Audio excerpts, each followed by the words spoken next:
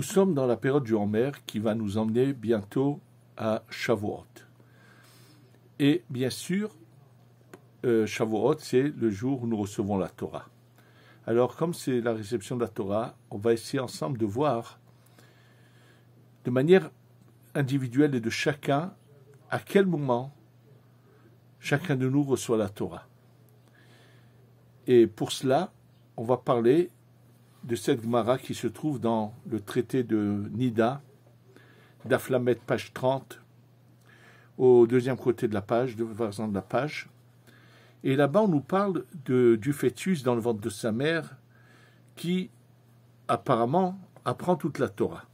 Bien sûr que cet enseignement de la Gemara, que je vais tout de suite vous lire, nécessite explication, mais juste pour que vous sachiez que les choses sont réelles et authentiques, je vais vous raconter un témoignage qu'il y a eu à Yerushalayim, il n'y a pas très longtemps, sur lequel il y a même une lettre qu'avait écrite le Rav Yehuda Tzadka Zecher Tzadik Livracha, qu'on a eu l'occasion de bien connaître.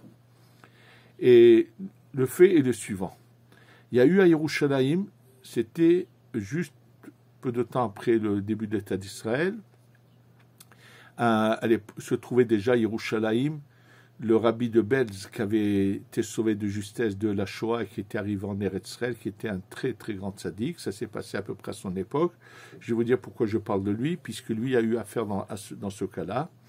Un enfant qui, lorsqu'il a commencé à parler, et donc aller au Cheder, puisqu'il était du milieu ashkénaze, donc ils vont au Cheder, il s'est passé le phénomène suivant, c'est que quand j'étudiais, les enfants étudiaient, son rebbe qui lui enseignait remarquait que lui, des fois, sans regarder dans le livre, continuait à lire par cœur ce que les autres disaient en regardant dans le livre. Et je ne sais pas tous les détails, mais il s'est rendu compte qu'apparemment, il connaissait les choses par cœur. Ce qui en est, c'est qu'après un examen, je ne sais pas comment, ils ont questionné, et petit à petit, on s'est rendu compte que cet enfant connaissait toute la Torah par cœur. C'est-à-dire, on prend par exemple la Bible, un Chumash, on ouvrait une page, on commençait un verset, et lui continuait à réciter la suite par cœur. On a fait la même chose avec les livres du Talmud, de la Gemara. On lui lisait une phrase et il continuait par cœur. On a continué à faire cela sur les livres après l'époque de la Gemara. Il connaissait tout par cœur. En fait, tout ce qui a été écrit, tout ce qu'on a comme la Torah que nous avons jusqu'à il y a 400 ans environ, pratiquement tout ce qui avait été écrit, il le connaissait par cœur, les Rishonim, bref. Par contre, dans les livres écrits dans les 400 dernières années, certains, il le connaissait, d'autres livres, non. C'est-à-dire quoi? Pas tout ce qui a été écrit dans les 4 derniers siècles a été agréé au ciel comme de la Torah. C'est-à-dire qu'il y a des gens, des rabbanim, qui étaient rabbanim, mais qui ont malheureusement, pour des raisons que nous ne connaissons pas, mais que le ciel sait, leurs écrits n'ont pas été agréés. Tout ce qui n'a pas été agréé, ils ne le connaissaient pas. Tout ce qui a été agréé, ils le connaissaient. Et pourquoi je vous ai parlé du Rav Tzadka, qui a un témoignage de lui? Parce qu'un jour, on a demandé au Rav Yehuda Tzadka, Zecher Tzadik Kadosh Livracha, qui était le Rosh Shiva de Porat Yosef, qui a été le Rav du Rav Ovadia Yosef dans sa jeunesse. Un jour, on lui a demandé à Rav Tzadka de venir parler pour la Hiloula du Ben Ishraï, le Rabbeinu Yosef Chaim. Et comme le Rav Tzadka ne pouvait pas aller à cette Hiloula, il a donc écrit une lettre, et dans cette lettre, il écrit que lui a connu bien sûr cet enfant, et il a voulu faire un test. Qu'est-ce qu'il a fait le Rav Tzadka? Il est parti voir cet enfant et il a bien sûr pris la précaution d'acheter des friandises, des gâteaux et tout parce qu'en fait, cet enfant, il en avait marre que les gens l'arrêtent, le questionnent. Donc Rav Tzadka est venu, il lui a offert des friandises, et qu'est-ce qu'il a fait? Il a voulu voir, en lui citant des passages des livres du Ben Ishraï, comment allait réagir cet enfant. Et il a vu qu'en fait, quand il commençait des phrases du livre du Ben Ishraï, il les continuait, il connaissait le texte. C'est les livres du Ben Ishraï, il les connaissait par cœur également. Donc de là, le Rav Tzadka a amené à dire, regardez, voyez que les livres que le Ben Ishraï a écrits ont été agréés au ciel. Et donc c'est pour ça que il l'a cité en cela. Donc maintenant, que s'est-il passé? Pourquoi je vous ai parlé du Rabbi de Belz? C'est quand c'est arrivé aux oreilles du Rabbi de Belz, l'ancien Rabbi de Belz, pas celui qui est actuel, c'était son oncle, Zecher Tzadik, qui était connu pour être dans sa génération pratiquement un des plus grands de sa génération. Il a demandé à ce qu'on emmène cet enfant et il l'a reçu, il l'a fait rentrer dans sa chambre tout seul, et quand l'enfant est ressorti, il avait tout oublié. Ce qu'a fait le Rabbi de Belz, c'est tout simplement, je pense que sans cela, cet enfant n'aurait pas pu continuer à vivre, ce serait passé quelque chose. En tous les cas, le Rabbi de Belz avait su qu'il fallait qu'il fasse ça, il l'a fait, et donc cet enfant a tout oublié. Plus tard, moi je me souviens d'un personnage qui vendait, bon, c'était pas important, que souvent on m'a dit que c'est de cette personne-là qu'il s'agissait, que lorsqu'il était jeune, c'était de lui qu'il s'agissait. Bref, en tous les cas, je cite cela pour une raison, pour montrer l'authenticité des paroles de la Gemara, que, effectivement, le fœtus dans le ventre de la mère connaît toute la Torah. Un autre exemple que je peux vous citer, une autre expérience très intéressante, est celle des enfants handicapés, pas forcément autistes. Je vais vous donner un exemple de quelqu'un dont la maman, quand elle devait accoucher, à ce moment-là, elle et son mari, que je connais très bien personnellement, un rave francophone à Yerushalayim, très connu, un grand tzaddik, qui ont un enfant handicapé, comment ils habitaient Getzet, et à leur époque, quand lui a étudié, il étudiait à l'Yeshiva de Getzet, là-bas, les femmes encore accouchaient à la maison. Le médecin venait les faire accoucher à la maison, et que dans des cas particuliers, on les envoyait à l'hôpital. Et c'est ce rave-là, lorsque sa femme a voulu accoucher, que le médecin est venu, il y avait des difficultés. Le temps qu'ils envoient la maman accoucher à l'hôpital, le fœtus, le bébé a manqué d'oxygène, donc ça a bien sûr eu un effet sur le fait des lésions dans le cerveau, et il est encore en vie, je ne sais pas quel âge il aurait aujourd'hui, mais il est comme un légume dans un coma. Depuis, ça fait donc peut-être 30 ans, je ne sais pas exactement quel âge il a. Et un jour, depuis qu'on connaît la méthode de savoir comment communiquer avec ce genre de personnes, moi j'avais entendu, et j'ai l'occasion de voir le père, qui est, je vous dis, un rave très connu, quelqu'un de très bien, qui est vraiment Yeresham Tzaddik, qui est un mitracham, et je lui ai dit, dis-moi, j'ai entendu ça et ça, c'est vrai? Il m'a dit oui. Il m'a raconté dans les détails que lorsqu'ils ont eu l'occasion de communiquer en me prenant la main et à tomber sur un clavier, et donc elle appuyait sur un clavier, et c'était le seul moyen de communiquer, il a non seulement qu'il savait les sujets de la Gemara que son père étudiait, puisqu'il l'entendait, et il lui a même dit à son père, à travers le clavier, et moi, voilà la réponse que j'aurai sur la question que tu te poses. Et il connaissait bien sûr la Torah.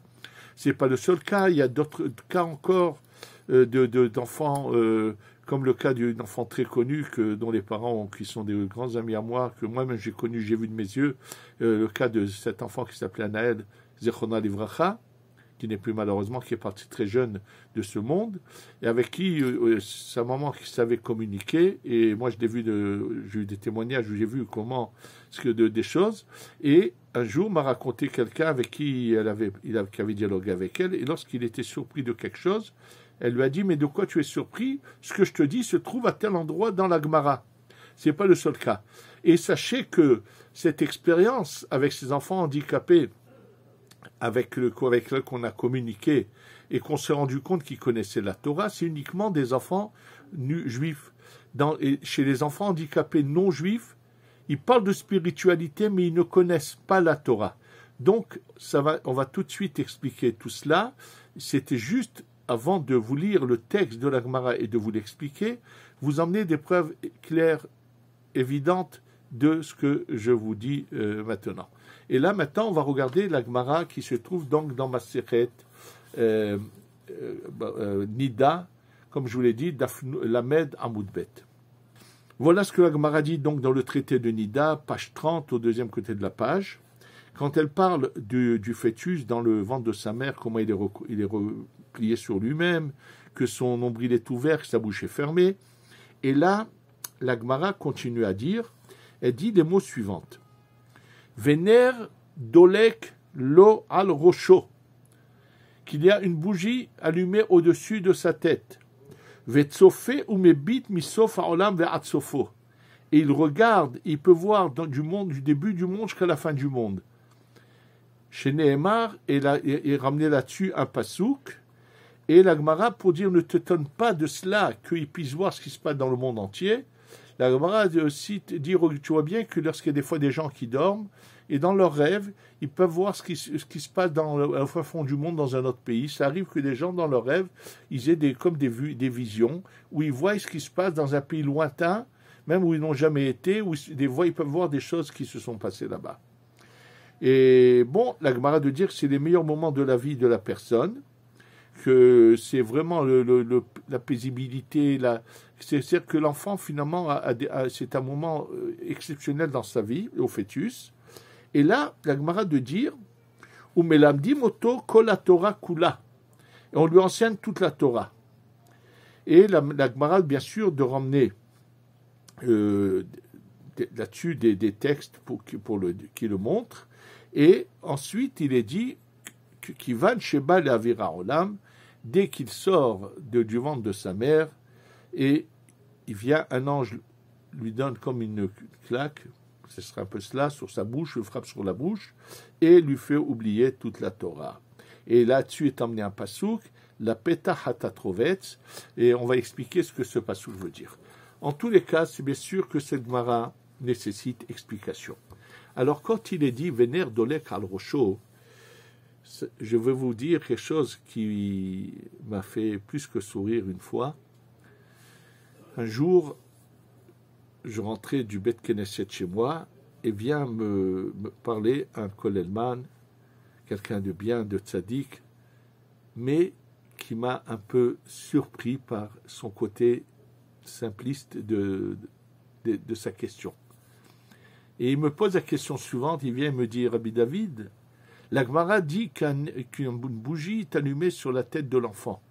Il m'a dit, mais à l'ultrason, on ne voit pas ça. Alors j'étais très surpris de son approche. Je lui ai dit, dis-moi, s'il y avait une bougie allumée sur le ventre, sur la tête du bébé, je pense que ça aurait brûlé à l'intérieur la maman, non? Pourquoi j'étais surpris, c'est qu'il a pu imaginer un instant que la Gemara parlait d'une manière vraiment pratique. Alors, ce n'est pas du tout de cela qu'il s'agit. Premièrement, d'abord, comment se fait-il que le fœtus puisse voir d'une extrémité à l'autre du monde? Quoi, tous les fœtus sont des prophètes? Qu'est-ce que c'est? Comment ils ont cette vision? Je vous dirais qu'au passage, que ça rejoint la théorie de beaucoup de psychologues qui disent que sur un enfant, il peut se passer des fois des choses, la manière dont il réagit à ce que lorsqu'il était dans le ventre de sa mère et qu'il y avait des choses qui se sont passées entre son père et sa mère, des histoires, beaucoup de choses qui ont pu se passer autour de lui, qui ont un impact sur après la vie de cet enfant quand il vient au monde. Mais en tous les cas, c'est marqué qu'il voit du début jusqu'à la fin. Et ensuite, quand on nous dit qu'on lui enseigne la Torah, qu'est-ce que ça veut dire? Qu'il y a un ange qui vient qui lui dit « Aleph, Bet Gimel », pas du tout. Mais Une vie entière ne nous permet pas, quelle que soit la personne, avec une vie entière, on n'arrive pas à connaître toute la Torah. Comment lui peut-il connaître toute la Torah? Alors là, ça va être l'occasion de vous expliquer quelque chose et qui va également répondre, sans philosopher et sans dire de bêtises, quelle est la définition d'un juif? Sachez qu'au niveau de l'âme, il y a 5 différentes sortes d'âmes. Et je vais vous citer les paroles du Harizal à la fin du livre qui s'appelle le Etz Chaim, tout dernier chapitre, où il explique qu'il y a que même la matière inerte a une âme qui s'appelle Nefesh HaMakevet, c'est-à-dire c'est une force divine qui aide à unir les molécules et les mettre ensemble, à donner la forme à ce que l'on voit. Donc toute la matière inerte a aussi une âme. Sans cette âme, comme l'ont dit les scientifiques, qu'on pourrait prendre un immeuble entier et le transformer en une petite boîte d'allumettes. C'est vrai, si on arrivait à retirer cette force divine qui donne la forme et le volume qu'a la chose, oui.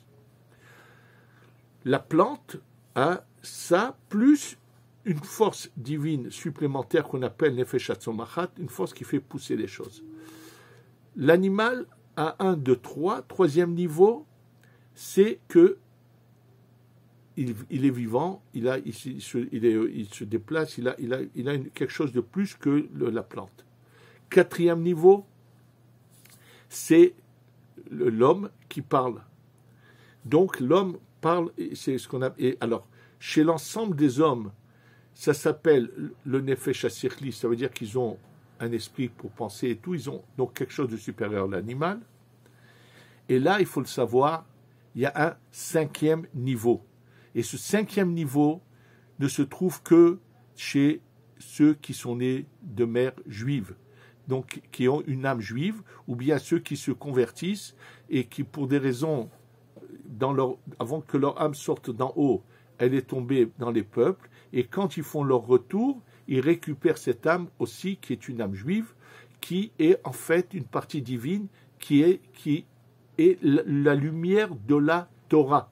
C'est-à-dire que ce n'est pas qu'il y a un ange qui vient enseigner, mais quand la Gemara nous parle de l'enseignement de la Torah, elle nous parle bien sûr du fœtus dans le ventre de sa mère qui est d'origine juive. Ça veut dire que son âme a toute la Torah. Alors qu'est-ce que ça veut dire qu'il connaît toute la Torah? Tout simplement, quand il est marqué Ner Dolek Lo Al Rosho, qu'il a une lumière au-dessus de sa tête. Donc ça, il s'agit du 5e niveau qu'a le peuple des enfants juifs qui naissent de mère juive. Ce qu'il faut savoir, c'est que ces 5 niveaux se trouvent dans le nom de Dieu. La dernière lettre du nom de Dieu, le He, représente l'âme que possède la matière inerte qu'on appelle le domem. Le Vav représente ce que se trouve dans les plantes. Le He représente ce qui se trouve dans les animaux. Donc je vais du la fin vers le début du nom.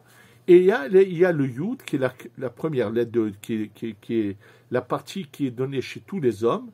Mais dans le Yud, il y a ce qu'on appelle Kotsa Yud. Et dans tout cas, la Kabbalah développe énormément ces 5 niveaux, jusque le premier et le deuxième niveau sont dans la même lettre. Parce qu'en fait, le premier niveau, qui est tellement spirituel, il n'est pas représenté par une lettre, mais que par une pointe dans cette lettre. Je vais vous expliquer ce que cela veut dire. En fait, on a 4 lettres et 5 niveaux, mais d'une lettre à l'autre, on ne peut pas changer. Ça veut dire, de la matière inerte, on ne pourra jamais en faire une plante. De la plante, on ne pourra jamais faire un animal. De l'animal, on ne pourra jamais faire un homme.